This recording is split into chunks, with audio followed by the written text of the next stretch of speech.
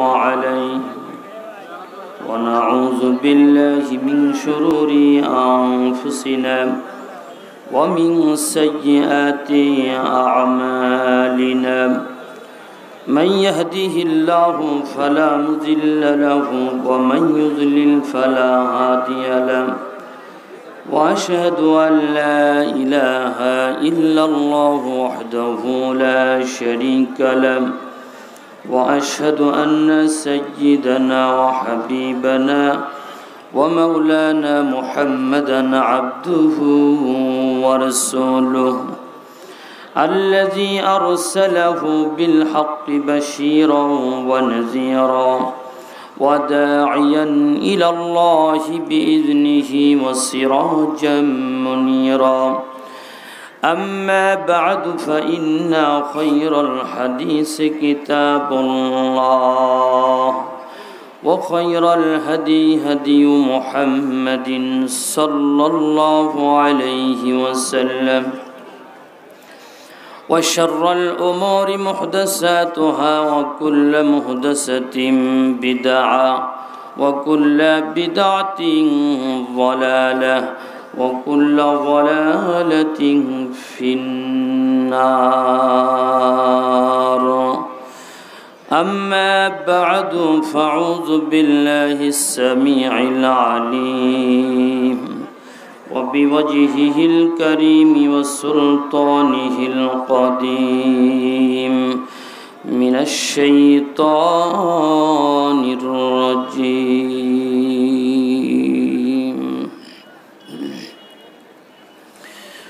يا أيها الذين آمنوا اتقوا الله حق تقاته ولا تموتن إلا وأنتم مسلمون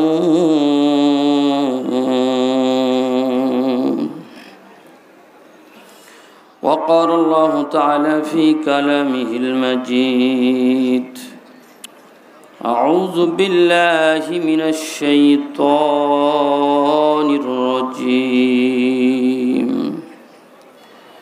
لن تنالوا البر حتى تنفقوا مما تحبون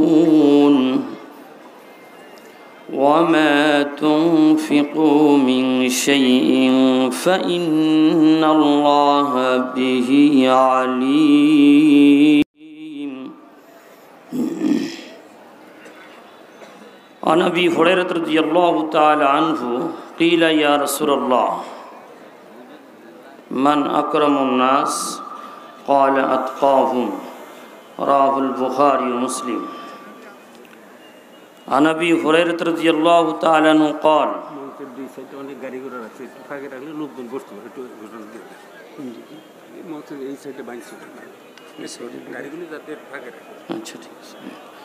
قال رسول الله صلى الله عليه وسلم قال الله تعالى أنفق يا ابن آدم أنفق عليك متفق عليه তাওহীদের ওই কালিমা পড়ি শিরক বিদাত নাহি সারি আশ্চর্য ঈমান এই কি মোরা খাঁটি মুসলমান তাওহীদের ওই কালিমা পড়ি শিরক বিদাত নাহি সারি আশ্চর্য ঈমান এই কি মোরা খাঁটি মুসলমান ফরজ নামাজ নাহি পড়ি ঈদের জামাত নাহি সারি ফরজ নামাজ নাহি পড়ি তারাবির সালাত নাহি সারি নফল নিয়া দৌড়া দৌড়ি পর্দা ঝোলায়া আহার করি আসিলে রমাজান এই কি মোরা খাঁটি মুসলমান। তাওহীদের ওই কালিমা পড়ি, শিরক বিদআত নাহি সারি, আশ্চর্য ঈমান। এই কি মোরা খাঁটি মুসলমান। 11 মাস শরীর ভালো করে, শুধু রোজা এলেই পেটে গ্যাস্ট্রিক ধরে। 11 মাস শরীর ভালো থাকে, শুধু রমজান মাস আসলেই পেটে গ্যাস্ট্রিক ধরে। তাই শিশি হাত নিয়া আবার ডাক্তারখানায় যান। এই কি মোরা খাঁটি মুসলমান। তাওহীদের ওই কালিমা পড়ি, শিরক বিদআত নাহি সারি, আশ্চর্য ঈমান। এই কি মোরা খাঁটি মুসলমান। রাখে না রমজানের রোজা, দাওয়াত পাইলে সুজা। রাখে না রমজানের রোজা, দাওয়াত পাইলে সুজা। টুপি মাথায় দিয়া আবার, টুপি মাথায় দিয়া আবার ইফতার খেতে যান। এই কি মোরা খাঁটি মুসলমান। তাওহীদের ওই কালিমা পড়ি, শিরক বিদআত নাহি সারি, আশ্চর্য ঈমান। এই কি মোরা খাঁটি মুসলমান। কি বলেন, ঠিক কিনা? আলহামদুলিল্লাহ, যাবতীয় তারিফ ও প্রশংসা সেই মহান আল্লাহ সুবহানাহু ওয়া তাআলার জন্য, যে আল্লাহ অত্যন্ত দয়া করে, মেহেরবানি করে, অনেক বাধা বিঘ্ন থাকার পরেও সবগুলো বানচাল ক্যান্সেল করে কোরআন ও সহিহ হাদিসের আলোচনা এই জায়গায়, এই সুন্দরতম একটা পরিবেশ যিনি সৃষ্টি করে দিলেন, সেই মহামনিবের দরবারে প্রাণ উজাড় করে, অন্তরের অন্তঃস্থল থেকে হৃদয় খুলে মহব্বতের সাথে সকলেই জবান খুলি আলহামদুলিল্লাহ। অতঃপর অগণিত অসংখ্য সহস্র কোটি দরুদ ও সালাম বর্ষিত হোক আকায়ে নামদার তাজদার মদিনা দুলাল আমিনা সৈয়দুল মুরসালিন খাতামুন নবিয়্যিন আহমদ মুস্তফা মোহাম্মদ মুজতবা, বিশ্ব নেতা বিশ্বনবী জনাবে মোহাম্মদ রাসূলুল্লাহ বলুন সাল্লাল্লাহু আলাইহি সাল্লাম। তার শানে আমরা দরুদ ইব্রাহিম পাঠ করি। আল্লাহুম্মা সাল্লি আলা محمد وعلى آل محمد كما صليت على إبراهيم وعلى آل إبراهيم إنك حميد مجيد. اللهم بارك على محمد وعلى آل محمد كما باركت على إبراهيم وعلى آل إبراهيم إنك حميد مجيد. রেলিব্রি সংলগ্ন মোহাম্মদিয়া আরবিয়া মাদ্রাসার উন্নতি কল্পে 15 মার্চ 2019 শুক্রবার বিশাল ইসলামী সম্মেলন, ঐতিহাসিক ময়দান শিমলা বাজার সরিষাবাড়ি। এই বিশাল গণময়দানে যে আমরা আসতে পেরেছি সেজন্য আমরা খুশি। কম না বেশি? বেশি। এটা জালিসুর রহমান তথা জান্নাতের বাগিচা, যেই জায়গায় কোরআন ও হাদিসের আলোচনা হয়, এটা সাধারণ কোনো জায়গা থাকে না, জান্নাতের বাগিচায় পরিণত হয়ে যায়। বিশ্বনবী বলছেন, জান্নাতের বাগিচায় যখন বসবে সেখান থেকে কিছু ফল সংগ্রহ করবে। কিলা ইয়া রাসূলুল্লাহ মাররাতু, সাহাবায়ে কেরাম বললেন, ইয়া রাসূলুল্লাহ জান্নাতের ফল কি বুঝলাম না। রাসূল বললেন, পড়ো, আমিও আপনাদেরকে বলছি, আপনারা পড়ুন। সুবহানাল্লাহ ওয়ালহামদুলিল্লাহ ওয়ালা ইলাহা ইল্লাল্লাহু ওয়াল্লাহু আকবার। বিশ্বনবী বলছেন, এই পৃথিবীতে এই চারটি বাক্য আমার নিকটে সবচাইতে বেশি প্রিয় করে দেওয়া হয়েছে। সুবহানাল্লাহ, আলহামদুলিল্লাহ, ওয়ালা ইলাহা ইল্লাল্লাহু ওয়াল্লাহু আকবার। বিশ্বনবী জোহরের ফরজের আগে 4 রাকাত সূর্য ঢলা মাত্রই তিনি পড়তেন আর বলতেন, এটা এমন একটি সময় যে সময় আসমানের দরজাগুলো খুলে দেওয়া হয়। সুবহানাল্লাহ। আর আমি আশাবাদী, আশা করি আল্লাহর নিকটে আমার আমলটা যেন এই অবস্থায় আল্লাহর নিকটে পৌঁছে যায়। সুবহানাল্লাহ। বিশ্বনবী আরো বলেন, সূর্য ঢলা মাত্রই সারা পৃথিবীর যা কিছু আছে সবই আল্লাহর তাসবিহ পাঠে রত হয়ে যায়। আসমান এবং জমিনে যা কিছু আছে আমরা দেখি বা দেখি না, সব কিছু জিকির করে কার? প্রমাণ সূরা সফ শুরুতেই, সূরা জুমা শুরুতেই প্রথম আয়াতেই সাব্বাহা লিল্লাহি মা ফিস সামাওয়াতি ওয়া মা ফিল আরদ يسبح لله ما في السماوات وما في الأرض الملك القدوس العزيز الحكيم الله أكبر আমার আল্লাহ বলেন, আসমান এবং জমিনে দুইয়ের মাঝে যা কিছু আছে সবাই তার তাসবিহ পাঠ করে। সুবহানাল্লাহ। সাওবান রাদিয়াল্লাহু তাআলা আনহু থেকে বর্ণিত, তিনি বলছেন, আন সাওবানা قال لو علمنا أي المال خير فنتخذه قال أفضله لسان ذاكر وقلب شاكر وزوجة مؤمنة تعينه على إيمانه। সাওবান থেকে বর্ণিত, তিনি বলছেন, বিশ্বনবীকে প্রশ্ন করলাম, ইয়া রাসূলুল্লাহ, যদি বলে দিতে পারতেন এই পৃথিবীর শ্রেষ্ঠ সম্পদ কোনটি, আমরা সেটা সঞ্চয় করে রাখতাম, জমা করে রাখতাম। বিশ্বনবী বললেন, লিসানুন জাকিরুন, যে জিহ্বা আল্লাহকে স্মরণ করতে পারে। সুবহানাল্লাহ। যে জিহ্বা বলতে পারে সুবহানাল্লাহ, আলহামদুলিল্লাহ, আল্লাহু আকবার, ওয়ালা ইলাহা ইল্লাল্লাহ, এই জিহ্বাটা হচ্ছে পৃথিবীর শ্রেষ্ঠ সম্পদ।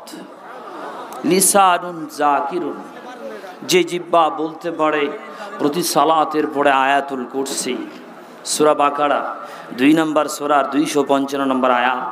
বিশ্বনবী বলছেন, কোনো ব্যক্তি যদি পড়ে ও জান্নাতে চলে যাবে, কোনো বাধা নাই, একটা বাধা, তার নাম মৃত্যু। শাদ্দাদ ইবনে আউস থেকে হাদিস বর্ণিত, তিনি বলছেন, বুখারীর হাদিস, বিশ্বনবী বলছেন, সাইয়্যিদুল ইস্তিগফার, ক্ষমা প্রার্থনা করার শ্রেষ্ঠ দোয়া, আল্লাহুম্মা আনতা রাব্বি লা ইলাহা ইল্লা আনতা খালাকতানি ওয়া আনা আবদুকা ওয়া আনা আলা আহদিকা ওয়া ওয়াদিকা মাসতাতাতু আউযু বিকা মিন শাররি মা সানাতু আবুউ লাকা বিনি'মাতিকা আলাইয়া ওয়া আবুউ বিযামবি ফাগফিরলি ফাইন্নাহু লা ইয়াগফিরুয যুনুবা ইল্লা আনতা। এই দোয়া যে ব্যক্তি সকালবেলায় ফজরের সালাতের পরে একবার পড়বে, সন্ধ্যার আগে যদি মারা যায় সরাসরি আল্লাহর জান্নাতে চলে যাবে। বলুন সুবহানাল্লাহ।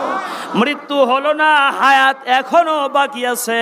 সন্ধ্যায় যদি উপনীত হয়ে যায় আর একবার পড়ে নিবে, সুবে সাদিক তথা ফজর হওয়ার আগে যদি মারা যায় সরাসরি জান্নাত। সুবহানাল্লাহ। বিশ্বনবী দ্বিতীয় পৃথিবীর শ্রেষ্ঠ সম্পদ বললেন, ও কলবুন শাকিরুন, কৃতজ্ঞ অন্তর।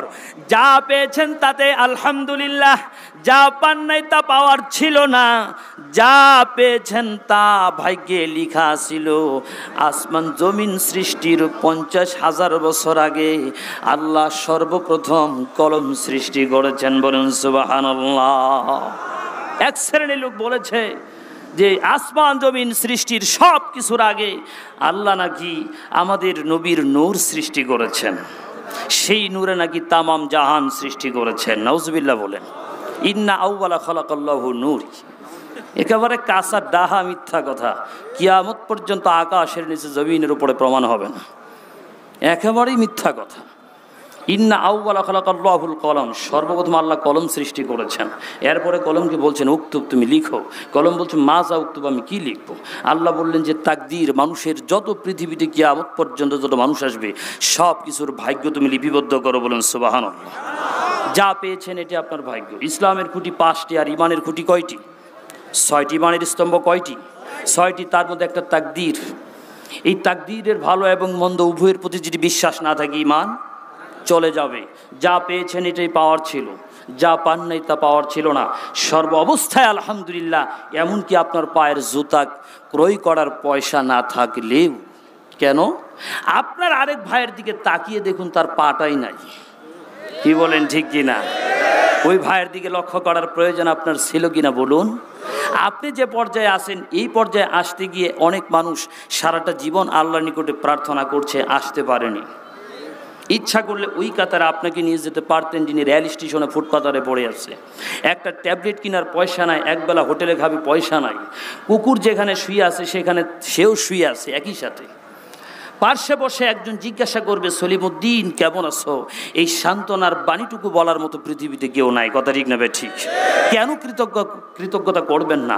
সর্ব অবস্থায় কি বলতে হবে বলুন তো? আলহামদুলিল্লাহ। কৃতজ্ঞ অন্তর, এটা হবে পৃথিবীর শ্রেষ্ঠ সম্পদ। বিশ্বনবী বলছেন, তৃতীয় জাওজাতুল মুমিনাতুন তুইনু আলা ঈমানিহিম, ওই মুমিনা নারী ঈমানদার দিনদার যে তার স্বামীকে দ্বীনের পথে ঈমানের পথে সহযোগিতা করে। সুবহানাল্লাহ। বিশ্বনবী বলছেন, আমার আল্লাহ দয়া করেন ওই পুরুষের উপরে যে রাত্রের তাহাজ্জুদে দাঁড়িয়ে যায়, স্ত্রীকে ডাক দেয়, স্ত্রীও জেগে যায়, তিনিও সালাতে দাঁড়িয়ে যায়। স্ত্রী উঠতে যদি অস্বীকার করে চোখে পানি ছিটিয়ে দেয়। সুবহানাল্লাহ।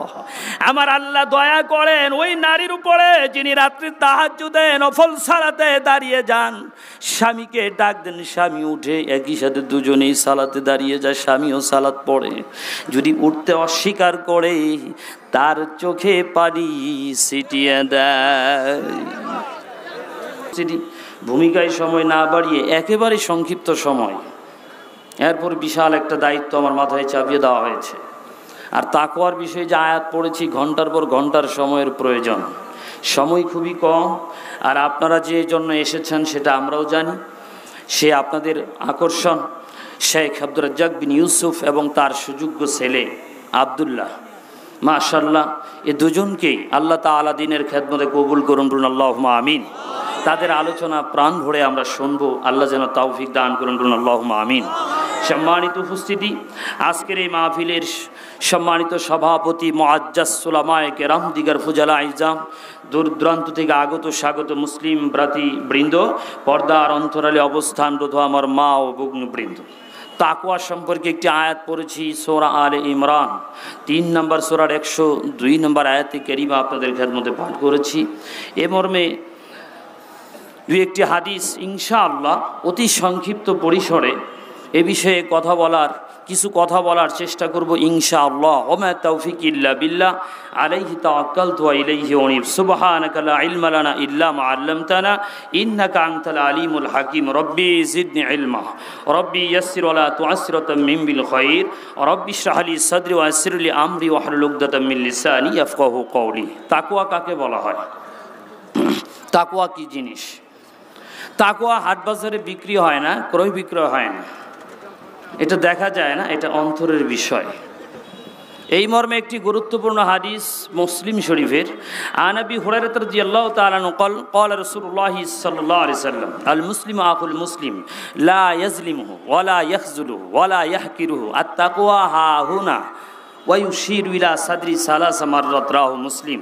আবু হুরায়রা থেকে বর্ণিত, তিনি বলছেন, বিশ্বনবী বলছেন, মুসলিমের ভাই, এক মুসলমান আরেক মুসলমানের ভাই, এক মুসলমান আরেক মুসলমানকে তার উপরে জুলুম করবে না, তাকে লজ্জিত করবে না, তাকে তুচ্ছ জ্ঞান করবে না, তাকে অপমান হেয় করবে না, এটা বিশ্বনবী নিষেধ করেছেন। এরপরে তিনি বলছেন, আর তাকওয়া হাহুনা, তাকওয়া এই জায়গায়, ওয়ায়ুশিরু ইলা সাদরি সালাসা মারাত, 3 বার এদিকে ইশারা করেছেন, তাকওয়া হচ্ছে অন্তরের বিষয়। তাকওয়া এমন একটি জিনিস যেটা মানুষের সব কিছুকে কন্ট্রোল করে। তাকওয়া যদি কোনো মানুষের অন্তঃকরণে বিধিবদ্ধ হয়ে যায়, আল্লাহ দিয়ে দেন সকল অন্যায় থেকে বাঁচার জন্য একটি জিনিসই যথেষ্ট, তার নাম তাকওয়া। পুলিশ লাগবে না, র্যাব লাগবে না, আর্মি লাগবে না, সেনাবাহিনী লাগবে না, কাউকে লাগবে না। সকল অন্যায় অশ্লীলতা থেকে বেঁচে থাকার জন্য একটি সাবজেক্ট গুরুত্বপূর্ণ, সেটি হচ্ছে তাকওয়া। তাকওয়াই পারে সমস্ত অন্যায় অশ্লীল থেকে আপনাকে বাঁচাতে। সম্মানিত উপস্থিতি, এজন্য বিশ্বনবী যখন যুদ্ধের কোনো সেনাপতি পাঠাতেন তো সেনাপতিকে তাকওয়ার নির্দেশ দিয়ে দিতেন। এমনকি আবু জার বলছেন, আনাবি জারিন রাদিয়াল্লাহু আনহু قال قال لي رسول الله صلى الله عليه وسلم اتق الله حيثما كنت واتبع الحسنه السيئه তামহুহা। আবু জার বলছেন বিশ্বনবী আমাকে বলেছেন, কি বলেছেন? ইত্তাকিল্লাহ হাইসুমা কুনতা, তুমি আল্লাহকে ভয় করে চলবে যেখানেই তুমি থাকো না কেন। ওয়া আতবিল হাসানাতি সাইয়্যা, যদি কোনো মন্দ কাজ হয়ে যায় সাথে সাথে ভালো কাজ করো, তাহলে তামহুহা, এই ভালো কাজটা মন্দ কাজকে মিটিয়ে দিবে। সুবহানাল্লাহ বলেন। জাবির থেকে বর্ণিত, তিনি বলছেন যে আউসানি রাসূলুল্লাহ সাল্লাল্লাহু আলাইহি ওয়াসাল্লাম, রাসূল কারীম সাল্লাল্লাহু আলাইহি ওয়াসাল্লাম আমাকে উপদেশ দিয়েছেন। কি বলেছেন উপদেশে? উসিকা বি তাকওয়াল্লাহ, তোমাকে আমি তাকওয়ার নির্দেশ দিচ্ছি। ফা ইন্নাহু রাসু কুল্লি শাই, কেননা এটা সব কিছুর মূল। মূল বুঝেন তো? গাছের মূল শিকড় যদি কাটা যায়, সেই গাছে যতই সার প্রয়োগ করেন আর পানি দেন, যতই রৌদ্রে রাখেন, গাছ বাঁচানো সম্ভব না। কিন্তু শাখা প্রশাখা যদি কেটে যায় সমস্যা নাই, মূল শিকড় কেটে গেলে গাছ মারা যাবে। তাকওয়া হচ্ছে মানব জীবনের মূল সম্পদ, আসল সম্পদ। তাকওয়া যদি থাকে ওর সবই আছে, আর তাকওয়া যদি না থাকে ওর কিচ্ছু নাই। এই জন্য আল্লাহর নবী এটাকে এত গুরুত্ব দিতেন। শুধু কি তাই, আল্লাহ তাআলা কত গুরুত্ব দিয়েছেন। সূরা বাকারা 2 নম্বর সূরা 116 নম্বর আয়াত, আল্লাহ সুবহানাহু ওয়া তাআলা বলছেন, আউযু বিল্লাহি মিনাশ শাইতানির রাজীম ওয়া'লামু আন্নাল্লাহা মা'আল মুত্তাকিন। আল্লাহু আকবার। জেনে রেখো হে দুনিয়ার মানুষ, যারা মুত্তাকি আল্লাহ তাদের সাথে থাকেন। সুবহানাল্লাহ। এখন এক শ্রেণীর লোক বলছে আল্লাহ যেহেতু সাথে থাকেন তাহলে যত আল্লাহ তত আল্লাহ। কুলুবুল মুমিনিনা আরশুল্লাহ, মুমিনের সকল কলবগুলি আল্লাহর আরশ। নাউজুবিল্লাহ বলেন।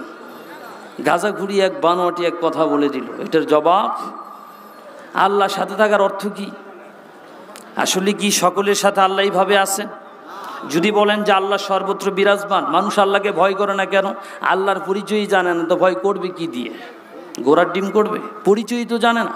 অথচ সূরা মুহাম্মদ আয়াত নম্বর 19 আল্লাহ নিজে বলেছেন, ফাআলাম আন্নাহু লা ইলাহা ইল্লাল্লাহ, এই পৃথিবীর মানুষ, আল্লাহ ছাড়া যে সত্যিকার অর্থে কোনো ইলাহা নেই, এ বিষয়ে তুমি জ্ঞান অর্জন করো। তাহলে আল্লাহর সম্পর্কে জ্ঞান অর্জন করতে আল্লাহ নির্দেশ দিয়েছেন। ইমানের যে 6টি স্তম্ভ খুঁটি, তার ভিতরে প্রথম আমানতু বিল্লাহ, আল্লাহর প্রতি ঈমান আনলাম। কোন আল্লাহ? নিরাকার আল্লাহ। কথা বলেন। সর্বত্র বিরাজমান আল্লাহ, এটা হিন্দুদের আকীদা, হিন্দুদের বিশ্বাস। কি করে মুসলমানদের ভিতরে এটা ভাইরাস এনে আক্রমণ করেছে। কি বলেন, ঠিক না? এটা হিন্দুদের বিশ্বাস, মুসলমানদের আকীদায় বিশ্বাসী হতে পারে না। মুসলমানদের আল্লাহ সপ্ত আসমানের উপরে আরশ আজিমে, সেখানে তিনি আছেন, সর্বত্র বিরাজমান নন। এটা ডাহা কাঁচা মিথ্যা কথা। এ কথা যদি বলা হয় তাহলে সে নাস্তিক হয়ে যাবে।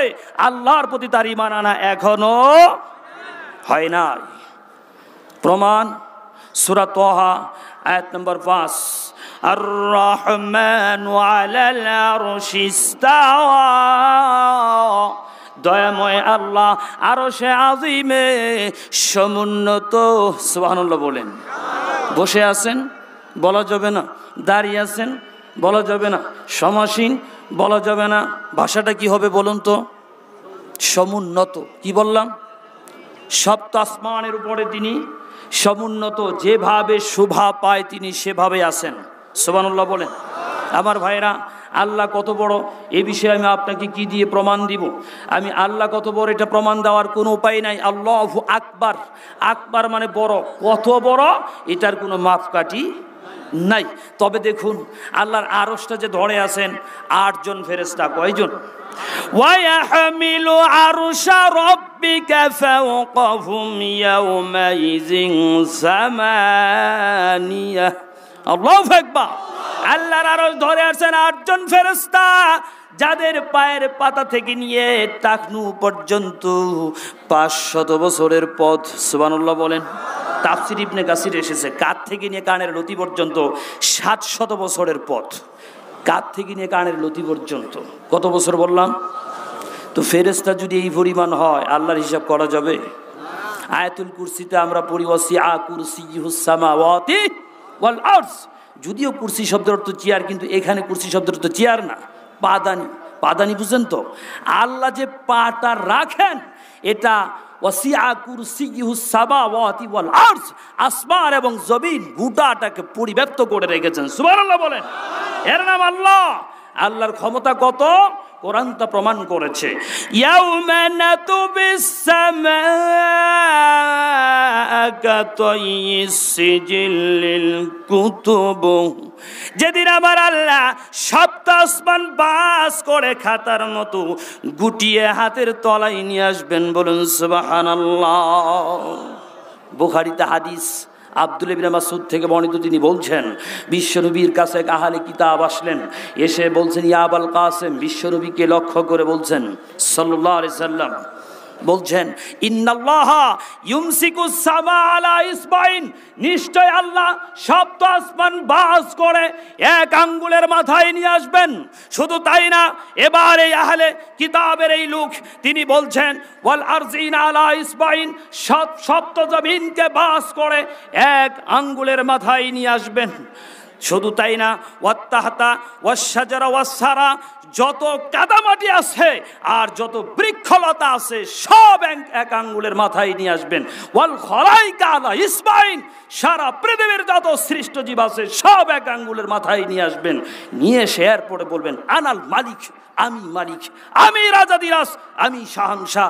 আবু হুরায়রার বর্ণিত হাদিসে সেখানে এসেছে আইনা মুলুকুল আরজ, আনাল মালিক আইনা মুলুকুল আরজ, আমি বাদশাহ, দুনিয়ার স্বৈরাচারী স্বেচ্ছাচারী জালেমরা কোথায়? সেদিন আল্লাহ হুঙ্কার ছাড়বেন, সেদিন তার সামনে কথা বলার ক্ষমতা কারোর?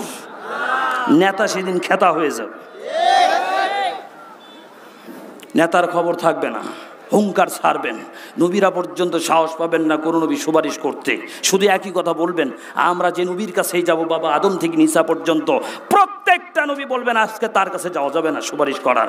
তিনি এত রাগ করেছেন, এই রাগ ইতিপূর্বে না করেছেন কোনোদিন, না পরে কখনো করবেন, বর্তমান তিনি এত রাগ করেছেন। সুবহানাল্লাহ। সব ক্ষমতা কার? চিৎকার দিয়ে বলুন কার? আমার আল্লাহর। ইহুদি পণ্ডিত যখন এভাবে কথাগুলো বলছেন, তখন বিশ্বনবী হেসে ফেললেন, এমনকি তার দাঁতের মাড়ি পর্যন্ত দেখা গেল। বিশ্বনবী হেসে দিলেন, তখন তিনি আয়াত পড়লেন, মা কাদারুল্লাহ হাক্কা কাদরিহি ইন্নাল্লাহা লাকাবিয়্যুন আযীজ। আল্লাহু আকবার। ওরা যথাযথ আমার আল্লাহর মর্যাদা নিরূপণ করতে পারেনি। আল্লাহর শুধু হাত না, আঙ্গুল আছে, প্রমাণ করলাম বুখারীর হাদিস। আঙ্গুল আছে, হাত তো আছেই, হাত আছে প্রমাণ। সূরা ইয়াসিন 83 নম্বর আয়াত, শেষ আয়াতে যাবেন, আমার আল্লাহ কি বলছেন? ফাসুবহানাল্লাযী বিয়াদিহি মালাকুতু কুল্লি শাইইন ওয়া ইলাইহি তুরজাউন। পবিত্রময় সেই সত্তা যার হাতে সকল কর্তৃত্ব।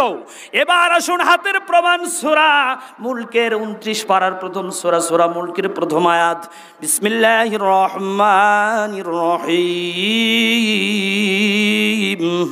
তাবারাকাল্লাযী বিয়াদিহিল মুলকু ওয়া হুয়া আলা কুল্লি শাইইন কাদির। আল্লাহু আকবার। বরকতময় সেই সত্তা যার হাতে সকল কর্তৃত্ব হাত আছে না নাই? এবার কোরআনের আয়াত দেখার পরে বলছে এটা কুদরতি হাত। নাউজুবিল্লাহ বলেন। কুদরতি শব্দটা উল্লেখ আছে? কেন কুদরতি বললেন? এই মাতাব্বরি করার অধিকার আপনাকে কে দিল? এটা আহলে সুন্নাত ওয়াল জামাতের আকীদা। যেভাবে হাতের কথা আছে সেভাবেই ব্যাখ্যা করতে হবে। মাতাব্বরি করার অধিকার পৃথিবীতে কোনো মানুষের দেওয়া হয় না। কথা ঠিক না বেঠিক? কেন আপনি বলবেন কুদরতি? প্রথম তো বলছে নিরাকার। নিরাকারই যদি হয়, দেখায় যদি আল্লাহকে না যায়, তো আপনি যে মুখে বলছেন আল্লাহ নিরাকার, সেই মুখে আবার কিভাবে বলেন ইমাম আবু হানিফা রাহিমাহুল্লাহ আল্লাহকে 99 বার স্বপ্নে দেখেছেন? কথা ঠিক কিনা? কি বলেন? 99 বার স্বপ্নে দেখলেন কিভাবে? দেখাই তো যায় না। আপনি তো বলছেন নিরাকার, তো নিরাকার কি দেখা যায় নাকি? আজীব ব্যাপার। আল্লাহর হাত আছে, আল্লাহর পা আছে, প্রত্যেকটা অঙ্গ প্রত্যঙ্গ আছে, কোরআনে সব প্রমাণ আছে। তাহলে যদি আপনি বলেন কেমন, এই কেমন শব্দ বলা যাবে না। এই প্রশ্ন করাই বেয়াদবি। প্রশ্ন করার অধিকার আপনার নাই। যেভাবে শোভা পায় সেভাবে আছে। তার হাত তার মতো, তার পা তার মতো, তার চোখ তার মতো। কি বলেন ঠিক কিনা? যেভাবে শোভা পায় সেভাবেই আছে। প্রমাণ সূরা সূরা আয়াত নম্বর 11। দেখেন আমার আল্লাহ কি বলছেন সেখানে। আমার আল্লাহ বলছেন সূরা সূরা, লাইসা কামিসলিহি শাইউন ওয়া হুয়াস সামিউল বাসীর। আল্লাহু আকবার। কোনো কিছুই তার সদৃশ্য হতে পারে না, তবে তিনি সর্বশ্রোতা, সর্বদ্রষ্টা, সব দেখেন, সব জানেন। সুবহানাল্লাহ বলেন। আল্লাহ কিভাবে মানুষের সাথে থাকেন? ইন্নাল্লাহা মা'আস সাবিরিন, নিশ্চয় আল্লাহ ধৈর্যশীলদের সাথে আছেন। এই যে সাথে থাকার অর্থ ব্যাখ্যা আল্লাহ নিজেই দিয়েছেন, আমাদের মাতাব্বরি করার প্রয়োজন নাই। কিভাবে? আল্লাহ বললেন মুসা যাও, তোমরা 2 ভাই হারুন সহ তোমরা ফেরাউনের নিকটে যাও। মুসা আলাইহিস সালামকে নির্দেশ দিলেন তুমি যাও। মুসা আলাইহিস সালাম বলেন আল্লাহ আমার ভাই হারুনকে আমার সহযোগী বানিয়ে দাও। ওই মার্ডার কেসের আসামির মামলা আগে থেকে আছে, তাই তো তিনি ভয় পাচ্ছেন। বুঝতে পারছেন তো মার্ডার কেস মানে? ওই যে একটা চর দিয়েছিলেন, এক চোরেই শেষ হবে আর জানে কি? অনেকেই বলে নবীরা নাকি গায়েব জানে। নাউজুবিল্লাহ বলেন। একেবারে ডাহা কাঁচা মিথ্যা কথা। যদি জানতেন মুসা আলাইহিস সালাম চর দিতেন? বলেন তো, চর দিতেন? এক চোরে ও মরবে মুসা আলাইহিস সালাম কি জানতেন? থাপ্পড় দিয়েছেন, শেষ, দুনিয়া থেকে বিদায়। ওই যে ওই দিকের একটা আগে থেকে একটা কেস আছে। মুসা আলাইহিস সালাম ভয় পাচ্ছেন, কিভাবে যাব? আল্লাহ বলছেন কোনো ভয় নাই। লা তাখাফা ইন্নানি মাআকুমা আসমাউ ওয়া আরা। আল্লাহু আকবার। ভয় পেও না মুসা, তোমরা 2 ভাই ভয় পেও না। ফেরাউনের নিকটে যাও, ফেরাউন কি আচরণ করে তা আমি দেখব, কি বলে আমি শুনবো।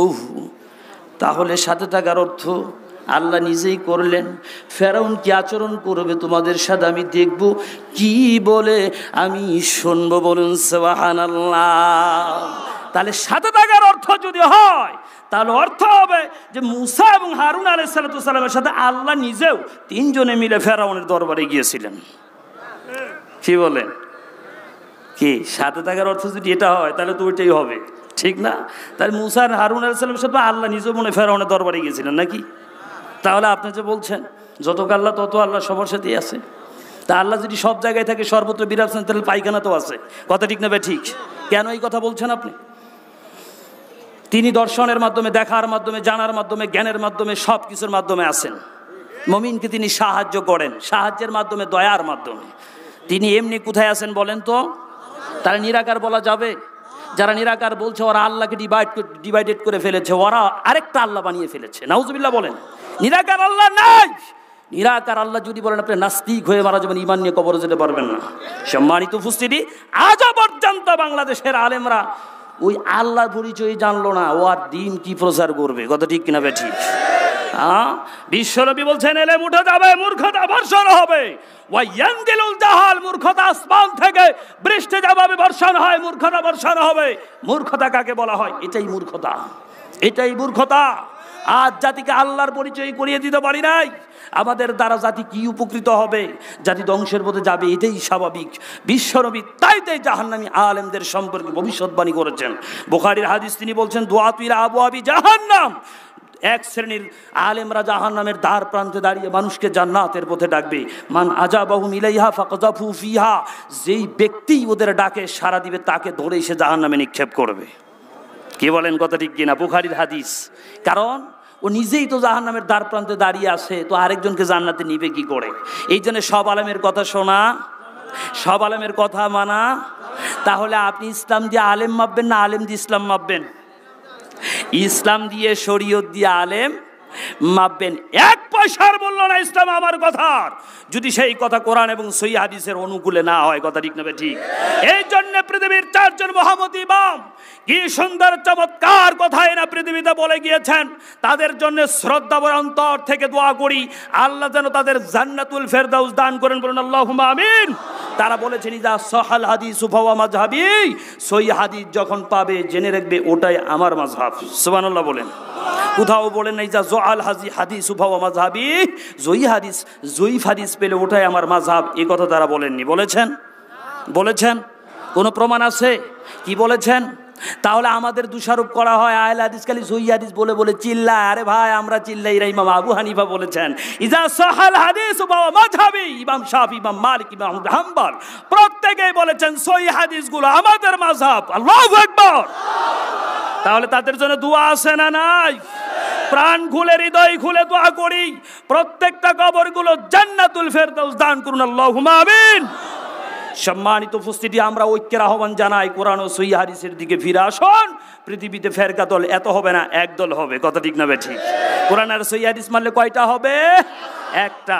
সম্মানিত উপস্থিতি, বলছিলাম তাকওয়া। তাকওয়া কাকে বলা হয়? অনেক সময়ের প্রয়োজন, কিন্তু সময় নেই। সূরা আর রহমান 46 নম্বর আয়াত।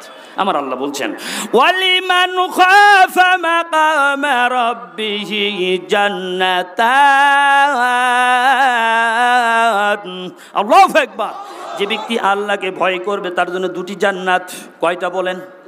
দুটি বাগান। ভয় করলে লাভ কি? ভয় করলে লাভ কি? তাকওয়া অর্থ কি? তাকওয়া অর্থ কি জানেন? আল্লাহ যা নির্দেশ দিয়েছেন প্রতিপালন করা, সব মেনে চলা। যা নিষেধ করেছেন তা বর্জন করা, হারাম বর্জন করা, হালাল গ্রহণ করা, সবসময় তার জিকির করা, স্মরণ করা, কোনো সময় ভুলে না যাওয়া। সুবহানাল্লাহ বলেন। উবাই ইবনে কাব বলছেন, ওমর ইবনে খাত্তাব বলছেন, উবাই ইবনে কাব আপনি কি বলতে পারেন তাকওয়া কাকে বলা হয়? তখন পাল্টা প্রশ্ন করলেন। হ্যাঁ। উবাই ইবনে কাব বললেন, আচ্ছা আপনি কি কখনো কাঁটাযুক্ত পথে চলেছেন? ওমর খাত্তাব বলেছেন, হ্যাঁ চলেছি। তো কিভাবে চলেছেন? আমি খুব আটোসাটোভাবে এমনভাবে চলেছি কাঁটা যেন আমার শরীরে আসর করতে না পারে। তখন উবাই ইবনে কাব বলছেন ফাযালিকা তাকওয়া, এটাই হচ্ছে তাকওয়া। বলেন সুবহানাল্লাহ। মুসলিম শরীফের হাদিস আবু হুরায়রা থেকে বর্ণিত। তিনি বলছেন, বিশ্বনবী বলছেন, এক ব্যক্তি জীবনে কোনোদিন কোনো সৎ আমল করে নাই, রাজুলুন লাম ইয়ামাল হাসানাতান কত্তু, জিন্দেগিতে কোনোদিন ভালো কাজ করেনি। মৃত্যুর পূর্ব মুহূর্তে ছেলে মেয়েদেরকে এক জায়গায় করে বলছে, হে আমার বৎস, হে আমার ছেলেরা, আমি মৃত্যুর পরে তোমরা আমার আগুন দিয়ে পুড়াইয়া ছাইগুলো অর্ধেকটা সাগরের ভিতরে পানিতে মিশিয়ে দিবে, আর অর্ধেক ভাগ স্থলভাগে ছিটিয়ে দিবে। কারণ আমি এত পাপ করেছি, আমার পাপের জগতে এত পাপ করেছি, যদি আমার আল্লাহ ধরতে পারেন তিনি এত শাস্তি দিবেন। লা ইউআযিবু আযাবান লা ইউআযিবু আহাদাম মিনাল আলামিন, এমন শাস্তি পৃথিবীর আর কাউকে দিবেন না। বিশ্বনবী বলছেন এই লোকের মৃত্যু হলো, তাই করা হলো আগুনে পুড়ে সাগরে ছাইগুলো অর্ধেকটা সাগরে ছিটিয়ে দেওয়া হলো, অর্ধেকটা স্থলভাগে। আমার আল্লাহ নির্দেশ দিলেন, ও আমার আল বাহারা, সাগরকে নির্দেশ দিলেন তোমার মাঝে যা কিছু রেখেছে ফাজামা ফি, সে জমা করে দিল। এবার স্থলভাগকে আল্লাহ নির্দেশ দিলেন, ও আমার আল বার, স্থলভাগকে নির্দেশ দিলেন তোমার মাঝে যা জমা করে রেখেছে তুমি একত্রিত করো। হুবহু সেই মানুষটা বানালেন। আমার আল্লাহ বলেন লিমা ফালতা হাদা, তুমি কেন এটা বলেছো তোমার সন্তানদেরকে? বলা, তিনি বললেন খশিয়াতিকা ওয়ান তাআলাম, খশিয়াতিকা ইয়া রব্বি, হে আমার প্রতিপালক তোমার ভয়ে এটা বলিস, ওয়ান তাআলাম, আর তুমি ভালো জানো। আল্লাহ তোমার ভয়ে আমি এটা বলেছি আমার রব তুমি ভালো করে জানো কেন বলেছি। বিশ্বনবী বলছেন এই ভয় করার কারণে এই ব্যক্তিটাকে আমার আল্লাহ ক্ষমা করে দিলেন। সুবহানাল্লাহ বলেন। তাকওয়া অর্জন করলে লাভ কি? আব্দুল্লাহ ইবনে ওমর থেকে হাদিস বর্ণিত, তিনি বলছেন হাদিসটি বুখারীতে এসেছে। তিন ব্যক্তি পথ চলতেছিলেন, চলতে চলতে বিশাল প্রস্তর বৃষ্টি থেকে বাঁচার জন্য এক পাহাড়ের গর্তের ভিতরে আশ্রয় নিলেন। নেওয়ার সাথে সাথে বিশাল একটা পাথর গড়িয়ে গড়িয়ে এসে মুখের ভিতরে পড়ে জীবন্ত কবর হয়ে যায়। এবার তিনজনেই সলা পরামর্শ করে কে কি আল্লাহর সন্তুষ্টির জন্য আল্লাহকে ভয় করে জীবনে কি কোন আমল করেছো, আজকে যদি বলতে পারো হয়তো বা আমার আল্লাহ এই কঠিন মুসিবত থেকে তিনি মুক্তি দিবেন। সুবহানাল্লাহ বলেন। তিনজনে পরামর্শ করার পরে এবার একজন ডাক দিলেন, আল্লাহ আমার পিতামাতা ছিল, আমার বৃদ্ধ পিতামাতা ছিল, আমার ছোট ছোট ছেলে মেয়েরা ছিল, পরিবার পরিজন ছিল, আমি তাদের রিজিকের জন্যে দুম্বা মেষ চড়াইতাম, আমি প্রতিনিয়ত ওই ছাগল চড়াইতাম, ছাগল চড়িয়ে বাড়িতে এসে আমার সর্বপ্রথম যে দায়িত্ব ছিল আমি দুধ দহন করে আমার বাবা মাকে আগে পান করাইতাম, আমার বাবা মাকে না পান করানো পর্যন্ত আমি আমার সন্তান স্ত্রীদেরকে কখনো পান করতে দিতাম না। একদা আমার এই দুম্বা মেষ নিয়ে অনেক দূরে আমার যেতে হয়, ফিরতে দেরি হয়ে যায়, এসে আমি দেখি আমার মা বাবা ঘুমিয়ে পড়েছে। আমি দুধ দহন করলাম প্রতিদিনের নেই যেভাবে আমি দুধ দহন করি, করে একটা পাত্রে দুধ নিয়ে এসে দেখি আমার মা বাবা ঘুমিয়ে পড়েছে। আমি তাদের জাগানোটা অপছন্দ করলাম, যদি আমি ডাক দেই আমার বাবা মা ঘুমের ডিস্টার্ব হবে, কষ্ট হবে, সেজন্য জাগানোটা আমি অপছন্দ করলাম। এদিকে সন্তানেরা আমার পায়ে কান্না করছে সারা রাত ধরে, আব্বা আমরা ক্ষুধার যন্ত্রণায় টিকতে পারি না, আমাদের খেতে দাও, কিন্তু আমি খেতে দিচ্ছি না, আমার চিরাচরিত অভ্যাস আমার বাবা মা আগে পান করবে তারপর আমি শিশুদের পান করাবো। এইভাবে সারা রাত হয়ে যায়, সারা রাত পার হয়ে যায়, আমার বাবা মায়ের ঘুম ভাঙ্গে। এরপরে দুধের পাত্র নিয়ে আমি বাবা মায়ের হাতে হস্তান্তর করি, তারা দুধ আগে পান করেন, এরপরে সন্তানদের পান করাই। আল্লাহ এই কাজটুকু তোমার ভয়ে তোমার সন্তুষ্টির জন্য যদি করে থাকি, আজকের এই কঠিন মুসিবতের দিনে এই পাথর সরায় দাও, বলুন সুবহানাল্লাহ। বিশ্বনবী বললেন পাথর সরে গেল, তারা আসমান দেখতে পেল, বলুন সুবহানাল্লাহ। এর নাম বাবার মা। আমার ভাইয়েরা ব্যাখ্যা করার সময় হবে না, তবে 2-1 মিনিট বাবা মা কাকে বলা হয়। ইবনে উমর থেকে হাদিস বর্ণিত, তিনি বলছেন সালাসাতুন ক্বাদ হারামাল্লাহু আলাইহিমুল জান্নাহ, 3 শ্রেণীর লোকের জন্য জান্নাত হারাম, ওরা জান্নাতে যাবে না। 3 শ্রেণীর লোকের জন্য জান্নাত হারাম, ওরা জান্নাতে যাবে না। 3 শ্রেণীর লোকের জন্য জান্নাত হারাম, ওরা জান্নাতে যাবে না। নাম্বার 1 মুদমিনুল খামর, যারা নিষেধার দ্রব্য, যারা বিড়ি সিগারেট জর্দা গুড়িয়া বা ফ্যান্সিটেড হিরোইন যারা নিয়মিত পান করে, ওরা জান্নাতে যাবে না। নাম্বার 2 ওয়াল আকু, যারা পিতামাতার মনে কষ্ট দেয়, পিতামাতার অবাধ্য সন্তান পিতামাতার মনে যারা কষ্ট দেয়, ওরা জান্নাতে যাবে না। নাম্বার 3 ওয়াদ দায়ুস আল্লাযী ইউকিরু ফি আহলিল খাবাস, যে তার পরিবার মেয়েদেরকে নগ্নতার উপরে ছেড়ে দিয়েছে, ওই ব্যক্তি দায়ুসও জান্নাতে যাবে না।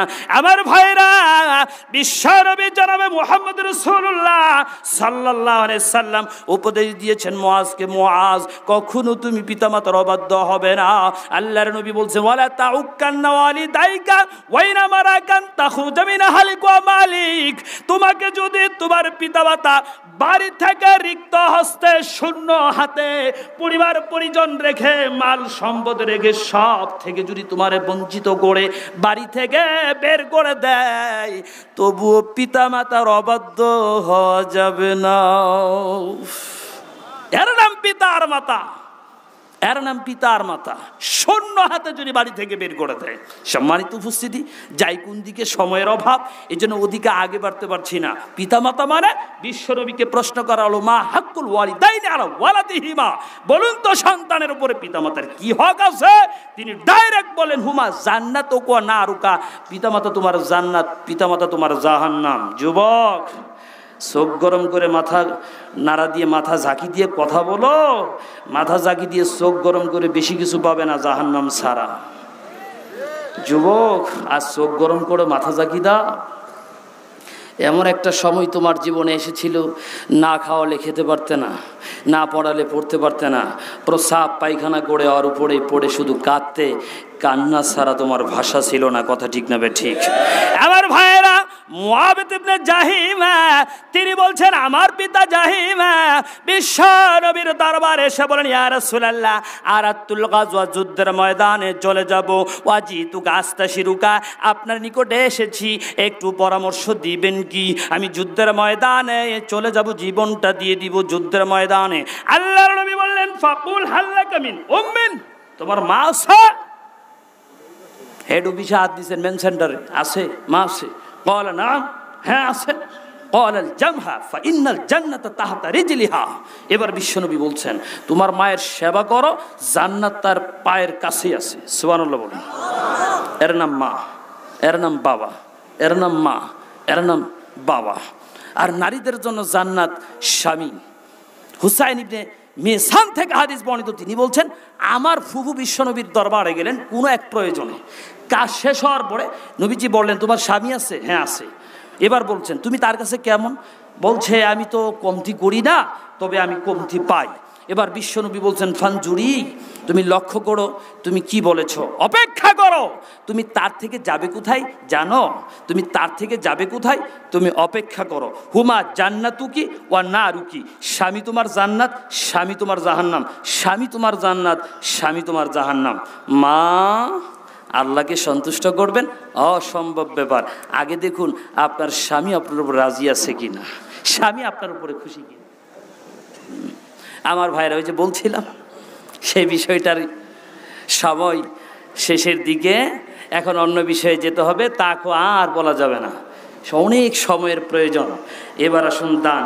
মাদ্রাসার উপলক্ষে এ বিশাল ইসলামী সম্মেলন, দান কাকে বলা হয়? সূরা আল ইমরান 3 নম্বর সূরার 92 নম্বর আয়াত, লান তানালুল বিররা হাত্তা তুনফিকু মিম্মা তুহিব্বুন,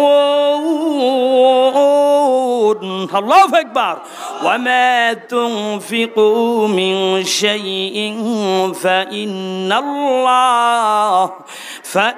ফাইন্নাল্লাহা বিহি আলীম।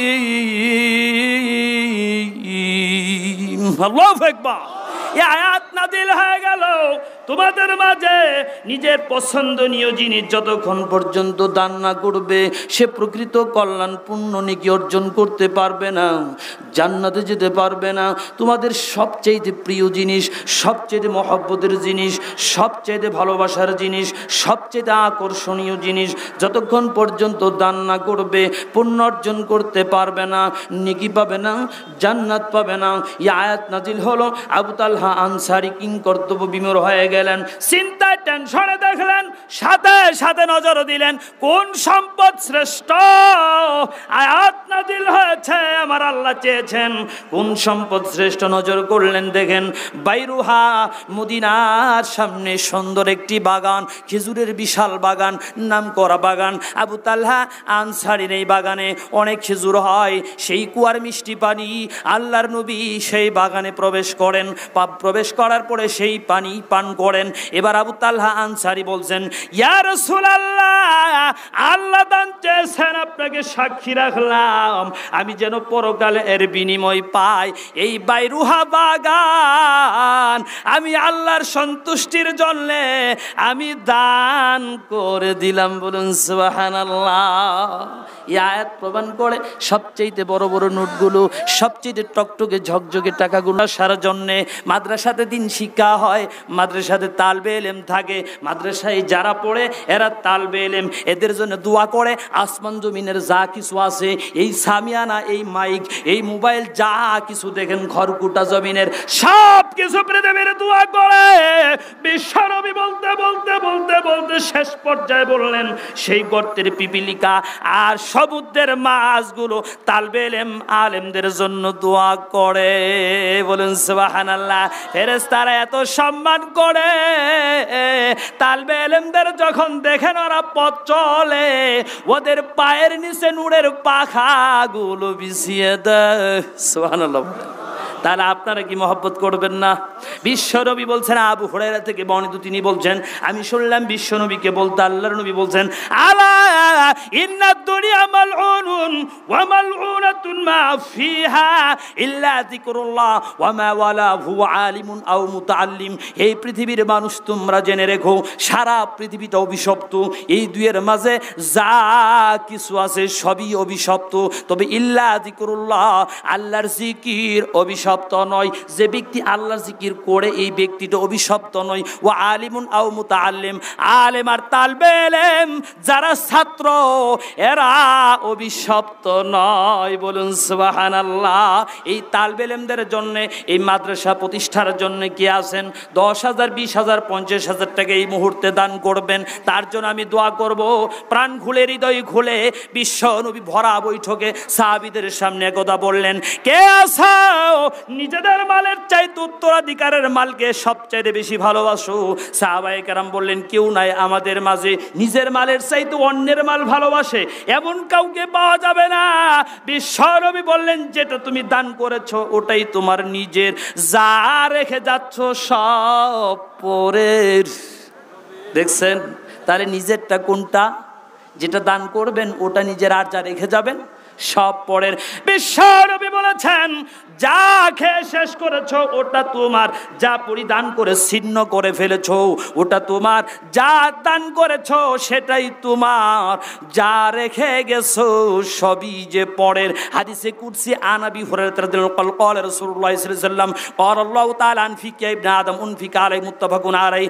আবু হুরায়রা থেকে বর্ণিত বিশ্বনবী বলেন, আল্লাহ বলেন, হে আদম সন্তান তুমি দান করো, তোমার প্রতি দান করা হবে। এবার আসমাকে ডাক দিয়ে বিশ্বনবী বলেন, আসমা ইয়া আসমা তাসাদদাকি ওয়ালা তুসি, আসমা দান করো, হিসাব করো না। ফায়ুসিয়াল্লাহু আলাইক, যদি হিসাব করো আল্লাহ হিসাব করে করে তোমারে নেকি দিবেন।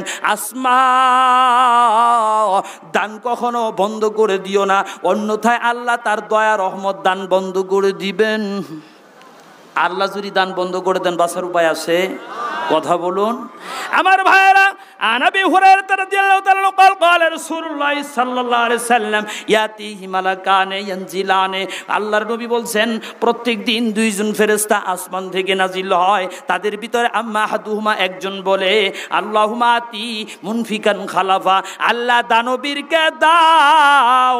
ওয়া ইয়াকুলুল আখার আল্লাহুম্মা আতি মুমসিকান তালাফা, আল্লাহ বখিল কৃপণ যে দেয় না ওরে ধ্বংস করে দাও। এই হাদিস প্রমাণ করে প্রত্যেকটা দিন আপনাকে দান করতে হবে। ওই যে প্রত্যেক দিন দুইজন ফেরেশতা নামে, একজন বলে আল্লাহ দানবীরকে দাও, আরেকজন বলে যে দেই না ওরে কি করো, ধ্বংস করো। একজন দিয়েছেন গোপন দান, লিল্লাহ তাকবীর, আল্লাহুম্মা সাল্লি আলাই আল্লাহুম্মা বারিক আলাই। কোন উদ্দেশ্যে দিয়েছেন আমি জানি না, আল্লাহ তার দান কবুল করুন, আল্লাহুম্মা আমিন। দান করতে বলেন, মাঝখানে তোয়ালে দিয়ে বা গামছা দিয়ে রুমাল দিয়ে একটু ভিতরে পাঠিয়ে দেন। আর যারা একটু মোটা মোটা দানগুলো করবেন তাড়াতাড়ি আমার হাতে পৌঁছান। দান ইবাদতের জগতে এমন একটা ইবাদত যার সাথে তুলনীয় হতে পারে না কোনো ইবাদত। প্রমাণ সূরা মুনাফিকুর, মানুষ যখন মৃত্যু শয্যায় শায়িত